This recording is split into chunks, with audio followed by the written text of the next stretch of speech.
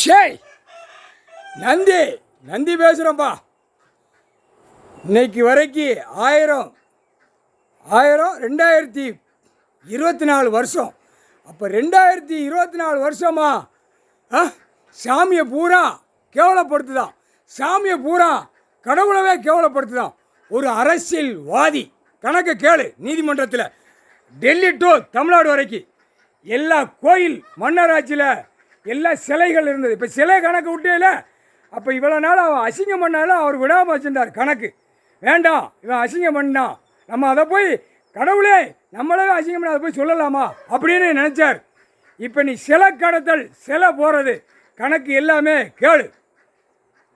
எல்லா கோயிலையுமே நடத்துகிறவன் பூரா அந்த இடி ஃப்ளவர் இடி தாங்கி எல்லாம் ஆர்பி முக்கால் சதியம் டெல்லி டு தமிழ்நாடு வரைக்கும் நீதிமன்றத்தில் கேள்.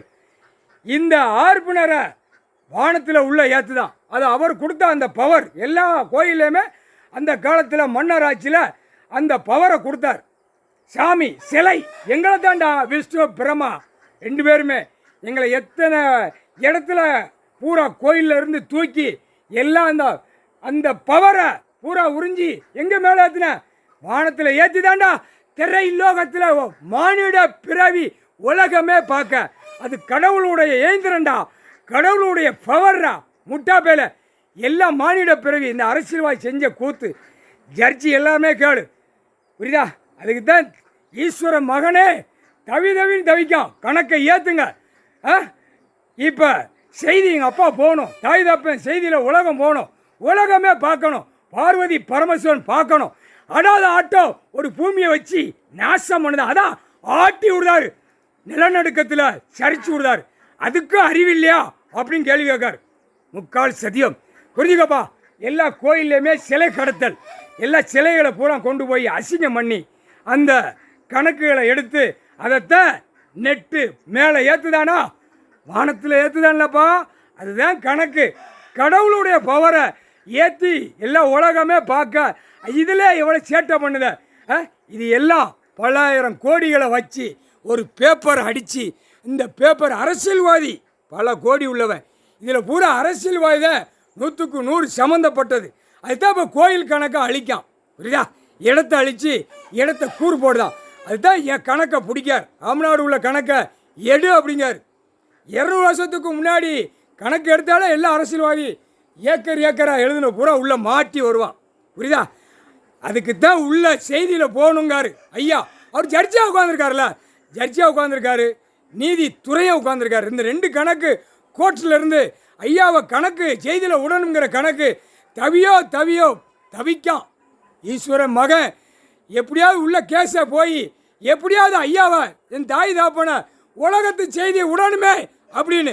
ஆனால் உயிர் பலி அறுக்கிறது பூராமே 5க்கு 5 சிவன் குடும்பம் தான் பாதிக்கும், சிவனுடைய குடும்பம் தான் தத்தளிக்கும், சிவனுடைய குடும்பம் தான் கண்ணீர் விடும், புரியுதா?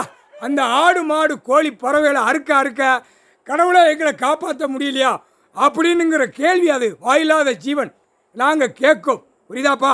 நீதித்துறை நீதிமன்றம் ஜட்ஜிலாம் இதெல்லாம் பார்த்து உங்களுக்கு கண்ணீர் வரலையா அப்படின்னு ஒரு கேள்வி நான் கேட்கேன். கண்ணீர் கூட இல்லையா? லாயர் கண்ணீர் விட மாட்டான். லாயர் பூரா எதை சுருட்டணும், எதை போடணும், எதை பண்ணணுமோ ஆடுவான், புரியுதாப்பா? பாவத்தை செஞ்சு வந்து தான் கீழே ஆடுதான். பாவம் செய்யாத கணக்கில் மேலே உட்காந்து கையெழுத்து போடுதிய, அந்த கையெழுத்து போடுறத கூட உங்களால் மனம் வரலையா? வரலையா? அதுதான் கேஸு. காவல்துறைக்கு இப்போ கடைசி அத்தியாயத்தில் உள்ள அரெஸ்ட் வாரண்டுக்கு எத்தனை பேர் உள்ள ஈஸியில் ஏற்றியாச்சு. இப்போ தெற்கு பாலே ஏற்றணும், ஏற்றுதற்கு கணக்கு வழக்கு இல்லாத அளவுக்கு பிள்ளைகள் முழுக்கி, புரியுதா? அதனால் லாயரை போடு, ஏற்று இந்த காகித பேப்பரை நினைக்காத.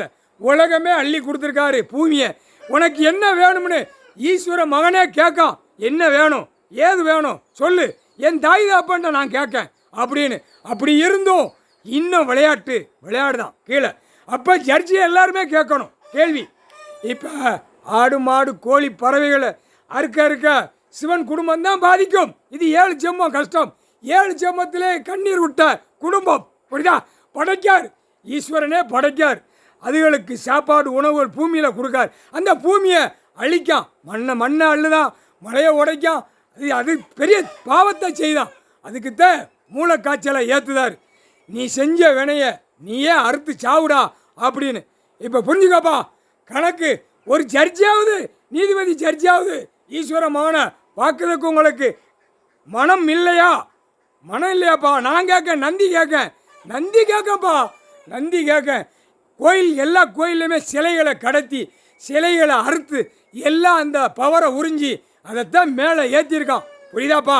கணக்கை விட்டாச்சு, சீக்கிரமாக கணக்கு எடுங்கப்பா. அவர் ஐயா அம்மா உலகம் பூரா போட்டுமா செய்தி. எங்களுக்கு எதுவுமே தேவையில்லை, ஈஸ்வர மகனே கேட்கான். எங்களுக்கு எதுவுமே, எங்களுக்கு என்ன இருக்குது? என் தாய் தாப்ப உலகமே போடும், உலகமே பார்க்கணும், கடவுள்னா யார் அப்படிங்கிற கணக்கு.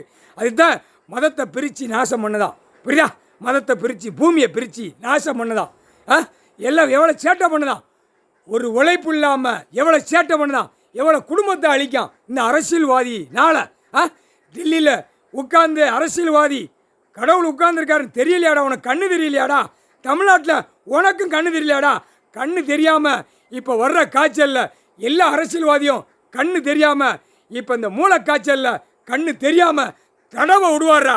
அவர் மன இறங்கி பிள்ளைய கண்ணீர் வடிச்சா உலகமே அழிச்சிருவார், உலகமே அழிச்சு தூக்கி எறிஞ்சிருவார்.